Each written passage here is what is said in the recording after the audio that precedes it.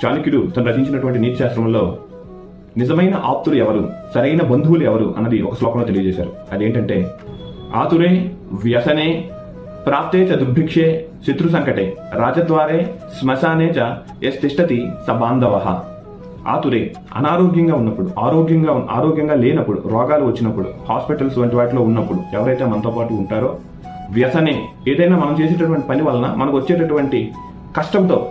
ఉన్నప్పుడు ఎవరైతే మనతో పాటు ఉంటారో, దుర్భిక్షే కరువు, అన్న వస్త్రాదులకు ఆటంకం వచ్చి కరువు వచ్చినప్పుడు, శత్రు సంకటే శత్రువు వల్ల మనకి భయం ఉంది అనుకున్నప్పుడు, అలాగే రాజద్వారే రాజసభలయందు